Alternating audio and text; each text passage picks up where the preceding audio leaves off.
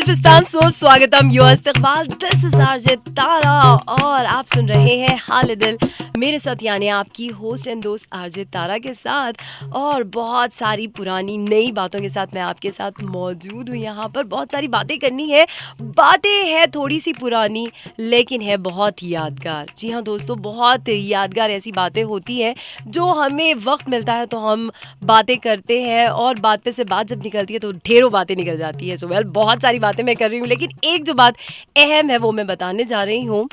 जैसे मैंने ढोल देखा है रास्ते में आते आते, तो अभी ऐसा हो गया है कि बच्चों के लिए वो एक खिलौना सा हो गया है, बच्चे उसको यूज़ करते हैं और तोड़कर फेंक देते हैं। तो ऐसा हुआ कि अरे यार, पहले तो ये ढोल जो था वो हर घर में रहा करता था।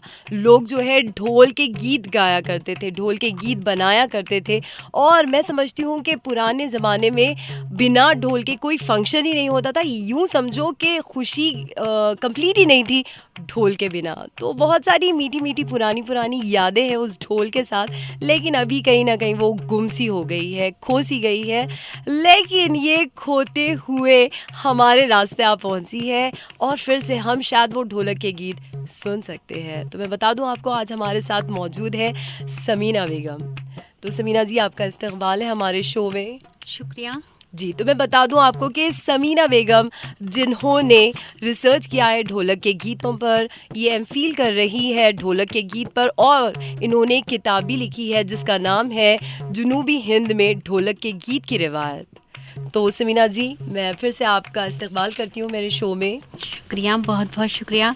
और मैं एमफिल कर नहीं रही हूँ, मैं कंप्लीट कर चुकी हूँ और इस पे मेरी किताब जुनूबी हिंद में ढोलक के गीतों की रिवायत ये उर्दू एकेडमी के थ्रू मंजर आम पर आ चुकी है। अभी मेरा पीएचडी चल रहा है। माशाल्लाह। समीना जी, सबसे पहले तो आप ये बताइए कि ये ढोलक के गीत, ठीक है, जो अभी मैं समझती हूँ कि ये ख़त्म ही हो गए हैं या फिर एक आध दो आध हम सुनते हैं किसी और के मुंह से कि हाँ वहाँ पर ढोल ऐसे बजाया करते थे, वो गांव में ऐसा हुआ करता था, हमारे परदादा या फिर नाना नानी के पीरियड में ये सब हुआ करता। तो इतनी पुरानी बातें हैं, इतना पुराना ये जो आर्ट है ये था। अभी आपको कैसा आया माइंड में कि आप ये ढोलों के गीत के बारे में कुछ लिखोगी या फिर उसके बारे में कुछ रिसर्च करोगी? ये कहाँ से स्टार्ट हुआ?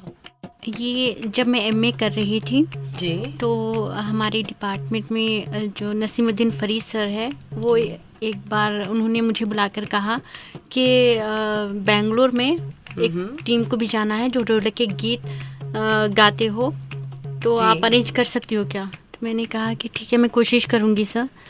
फिर मैंने कोशिश की लेकिन मुझे कोई नहीं मिला जो ढोलक के गीत गा सकते थे। तो फिर मैंने वापस जाके कहा कि सर मैं अरेंज नहीं कर पाई, लेकिन मेरे पास कुछ गीत लिखे हुए हैं जो मैं लिख चुकी हूँ। तो आपको मैं 10-15 गीत थे तो मैंने उन्हें बताया कि ये गीत है जो मैंने लिखे हैं ढोलक के गीत, आप देखिए। तो बोले कि आपके पास तो खजाना है। तो मैं बहुत हैरान हुई कि चंद गीत जो ढोलक पे गाते मुझे अच्छे लगते थे, बचपन में सुना करती थी, मुझे अच्छे लगते थे, तो मैंने लिख लिए ऐसे ही रफ में, और ये खजाना कैसे हो सकते हैं? तो मैं बहुत हैरान थी, वो सोचने लगी। फिर मैं बहुत डीप में जाके सोची तो मुझे याद आया कि कितने अच्छे गीत हुआ करते थे, कैसे गाया करते थे। अब कहीं आपको कुछ याद है वो ढोलक के गीत में से, मतलब आप जो बचपन में सुना करते थे? जी हाँ, बहुत सारे गीत याद। किन से सुना करते थे आप ये ढोलक के गीत?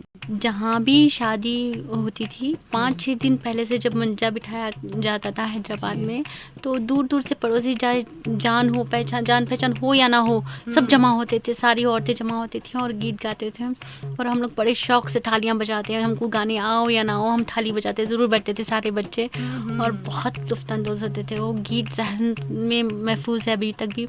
तो वही गीत मैंने लिख के रखे थे और से बहुत पसंद करे। तो फिर मुझे लगा कि ये चीज़ कहीं गुम सी हो गई है और उन्हें महफूज करने की बहुत ज़रूरत है आगे जाके। मुझे पता है चंद गीत, मेरे आने वाली नस्ल, मेरे बच्चों को तो ये भी पता नहीं होंगे कि पहले ऐसे गीत हुआ करते थे। तो मैंने कोशिश की छोटी सी और अपनी एमफिल की टॉपिक ये सेलेक्ट करके मैं रखी, तो बहुत खुश हुए सर। कुछ लोगों ने इतराज़ भी किया इस पर कि ये भी कोई काम है, तो मुझे लगा कि नहीं, ये यही असल काम है। इसे महफूज करना चाहिए आने वाली नस्लों को, ताकि बता सके कि ऐसे भी गीत हुआ करते थे जिसके राइटर नहीं होते।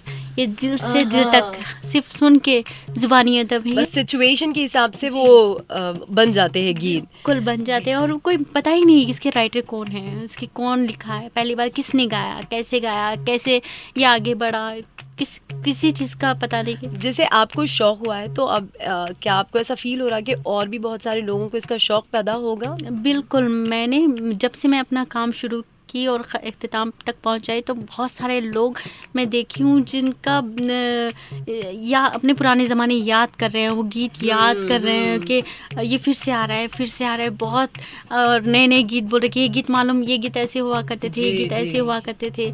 हम इस पे अपनी पुरानी यादें ताज़ा हो रही, उनकी सारी पुरानी यादें ताज़ा हो रही थी।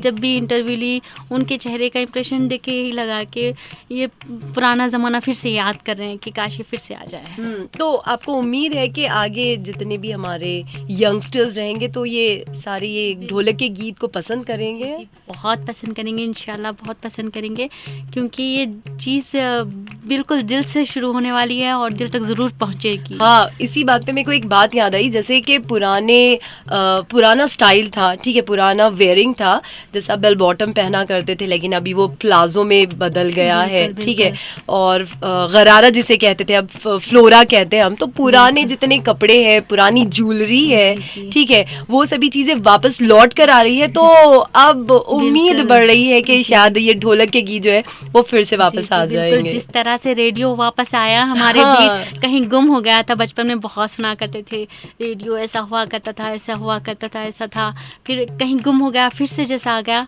मुझे उसी तरह उम्मीद है कि ढोलक के गीत भी वापस आएंगे, उसी ज़ोरों शोर से जिस तरह से रेडियो आ चुका है।